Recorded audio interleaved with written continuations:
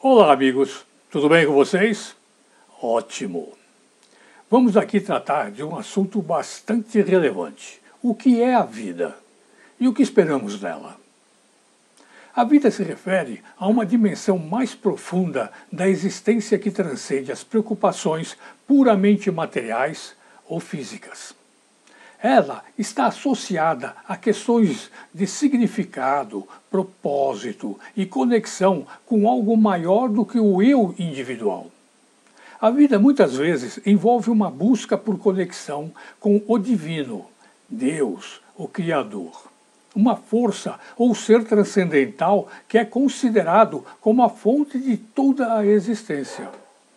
Essa conexão pode ser expressada através da oração, da meditação, de práticas religiosas ou de uma relação pessoal com o sagrado.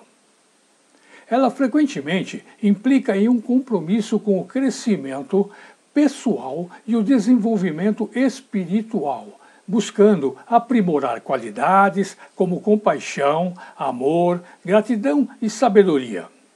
Isso pode envolver a prática regular de princípios espirituais, como a empatia, a não violência e o serviço aos outros. É uma busca por significado e propósito mais elevados, que podem ir além das preocupações cotidianas e materiais, podem envolver perguntas sobre a origem e o destino da vida, o papel da pessoa no universo e como viver uma vida significativa e autêntica. Muitas tradições espirituais enfatizam a importância da comunidade e do compartilhamento de experiências espirituais com outros praticantes. Isso pode incluir participação em rituais religiosos, celebrações, estudos em grupo e atividades de serviço comunitário. A vida muitas vezes promove valores de compaixão e serviço aos outros, incentivando a empatia e o cuidado com os que estão em necessidade. Isso pode se manifestar por meio de ações altruístas, voluntariado e contribuições para o bem-estar da sociedade. A vida pode ser uma fonte de conforto, inspiração e orientação para muitas pessoas, proporcionando um senso de significado mais profundo e conexão com algo transcendental. Ela abrange uma variedade de tradições religiosas e filosofias espirituais que enfatizam a importância do desenvolvimento interior, da busca por sabedoria e da harmonia com o universo e com os outros seres humanos. Porém, a vida nos apresenta muitas vezes características indesejáveis por desconhecermos a realidade, ou seja, a verdade nela contida.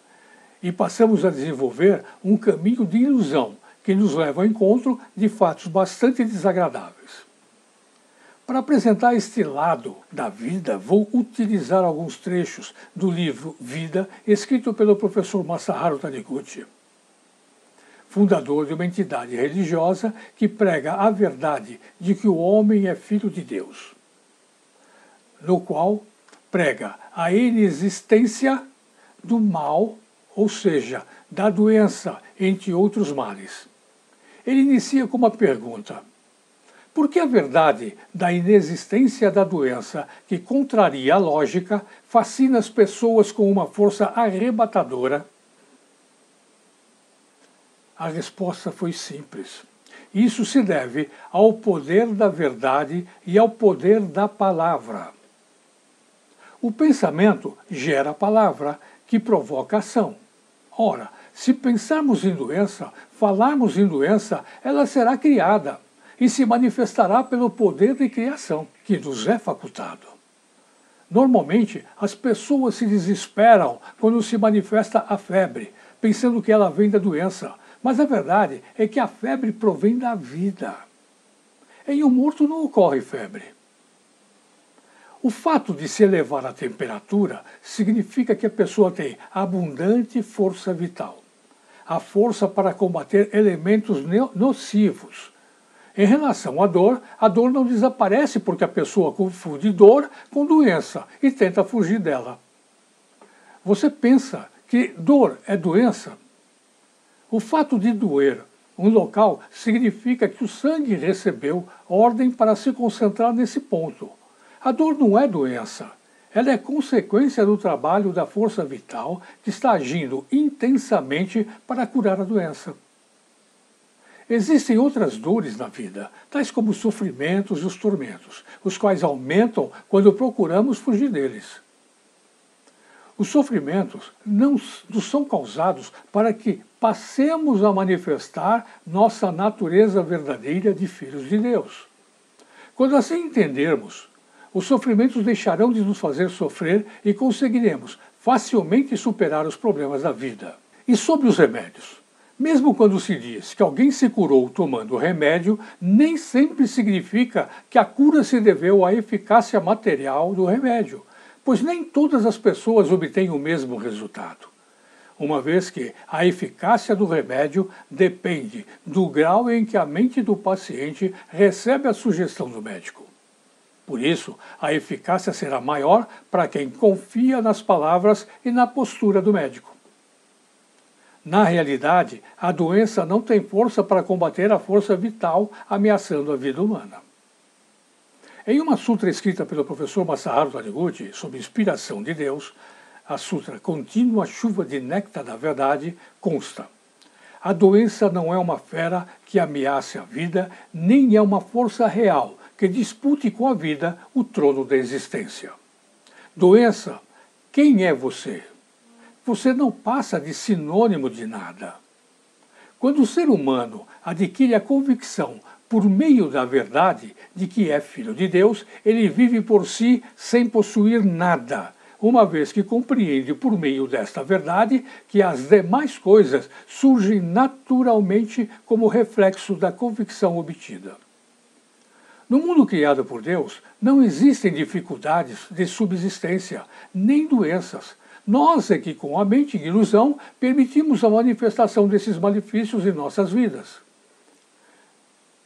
Elas tendem a desaparecer quando afastamos a ilusão, fazendo com que o homem compreenda a verdade de que a doença não existe, que o mal não existe. Todo ser humano deseja ser feliz e saudável. Isso porque ele foi criado por Deus para ser feliz e saudável. Portanto, o ser humano é originariamente feliz e saudável. Esse é o aspecto verdadeiro do ser humano. E esse aspecto verdadeiro não pode ser mudado por ninguém a não ser por ele mesmo. Se esse aspecto verdadeiro não se manifesta de forma visível, é porque o caminho por onde ele se manifesta externamente está obstruído por sua mente em ilusão.